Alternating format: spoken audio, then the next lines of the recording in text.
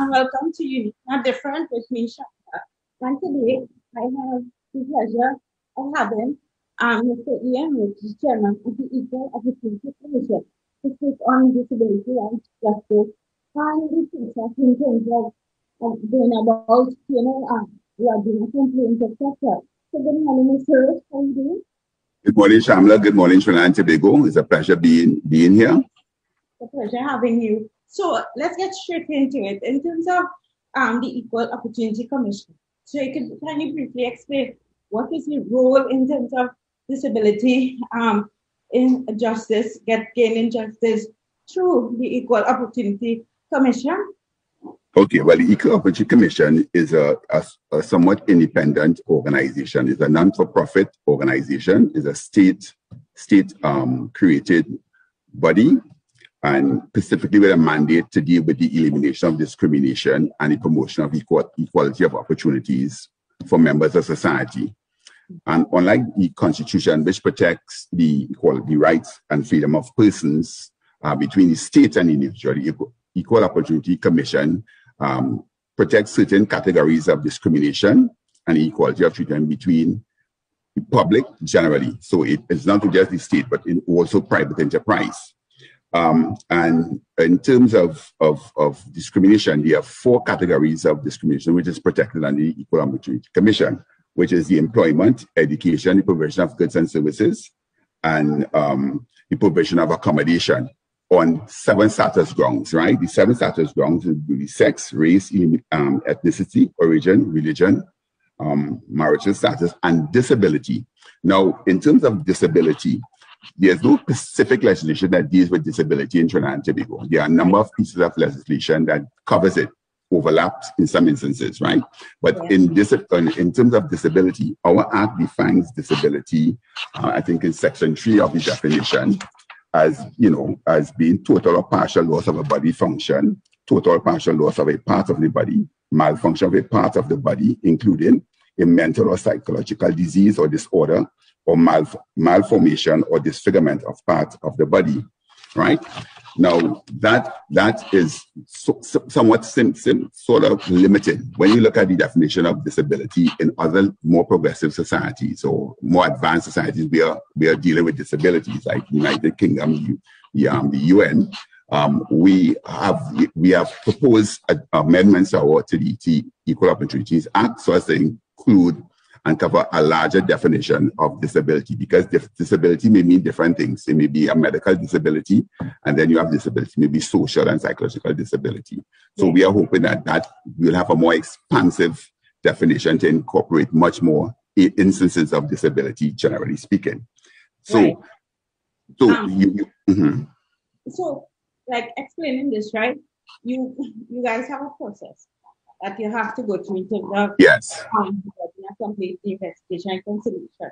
But in terms of disability in particular, maybe in general, in terms of approach, so suppose I approach you recently, in terms of approach, how many do you get a lot of approaches to work with persons with disability in terms of under those grounds, and what are the, in terms of persons coming forward as opposed to persons getting justice, what is the gap in terms of percentage or numbers?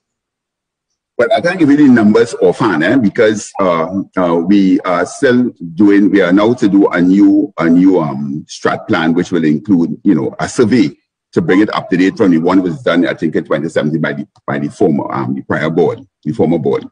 But what I can tell you in terms of discrimination, in terms of disability, it has not been as prevalent as disability as other areas of discrimination in the country. But as I'm saying, we need to get a more updated figure on what exactly is the percentage of persons with disability generally as we cater for under the EOA. Do you think that one of the reasons why persons with disability, because in general, persons with disability are discriminated in terms of education, employment, etc., is prevalent, right? But do you think that you are not being approached because of the gap between legislation and the laws that govern discrimination because yes, it is ratified, but it is not legislated. Is there any gap in those in both? Yeah, well, I would say one of the reasons why we have not had a proliferation of persons with disabilities per se coming before the EOC for redress is because, one, there's a high level of unawareness. People are not aware, right? So people need to be educated as to their rights and what exactly may amount to discrimination on the basis of disability, what their disabilities and so, right? In addition to that, a lot of persons who are disabled are not even given the opportunity of employment. So they even before they start, they believe that if they have a disability, they wouldn't stand a chance of being employed. So there will be a hesitation of going forward to making, an application to get employment. And if they are ignorant of the fact that if they are discriminated at any process in the employment process, that they can have a claim, they can make a complaint before the commission, they may be unaware of that. So that may in itself may lead to the gap between persons coming for redress before the EOC. And one of the shortcomings, well, I wouldn't say shortcomings, one of the limitations of the EOC is that the EOC cannot go off on its own to investigate. The complaint must be made. You must file a complaint to trigger our mechanism, the process in dealing and trying to find a redress the issue that may have been complained of. So in terms of coming forward, right? Can you guys quickly tell me in terms of that person with disability, because person with disability can learn from this. What is the threshold that to come forward to say, okay, the Equal Opportunity Commission can help me at this point? What is the threshold? And what are some, based on the processes, what is the turnaround time from the time you lodge a complaint to conciliation? Okay, well, first of all, the complaint is lodged. Either you can go online and lodge a complaint, right, or you can come in person. Well, because of the COVID, we are not receiving any physical complaint, but you can go online and go up on the website, and there's a complaint form you fill out, right? Once that is filled out, it goes to an officer who will investigate the complaint, and based on will contact you, who have the complainant, for further information if necessary, and then they will reach out. The process will start where they will reach out to the person being the complaint is made against. And based on a series of investigation and consultations between the parties, this has been done by writing, formally, exchanges. Sometimes attorneys get involved for parties.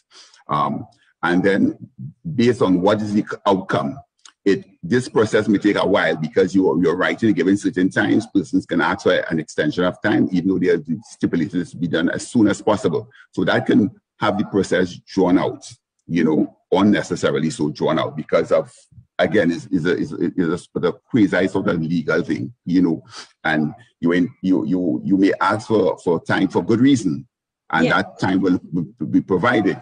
However, once that is done, it goes in train, and then the persons may reach a stage where, if the complaint is a legitimate one, it may go to conciliation, and then the conciliation section and unit of the EOC gets involved, and they will try to conciliate the matter to a resolution.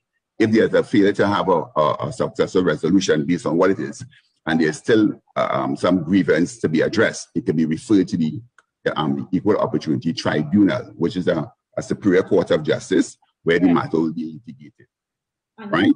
Yeah. So we have to wrap now, but just for the last, just to close off, what advice would you give persons with disability who want to approach the Equal Opportunity Commission in terms of, because you said the process will take long to shorten the process for the benefit of them? Yeah. Well, what I would tell persons with disabilities, generally speaking, if you have a disability and you have made an application, or you're interested in getting a job, or you're in a job and you think you are being discriminated for whatever reason and you're unsure, you need to approach the Equal Opportunity Commission. It doesn't engage any cost, right?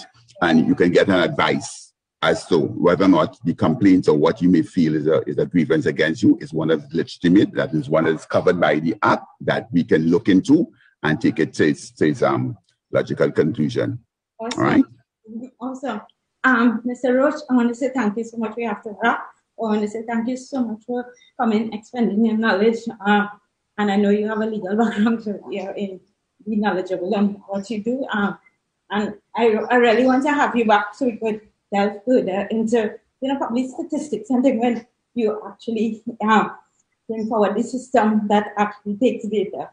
Yeah. On behalf of the EOC and my other commissioners, I would like to thank you for the opportunity. I would like to also congratulate you for the successful program. It's very interesting that you are doing. I think you are a good example that the fact that you may have a disability doesn't mean that you are disabled, and people must be able to see your abilities as opposed to what they may consider to be a disability. So congratulations and thank you, and keep up the good work.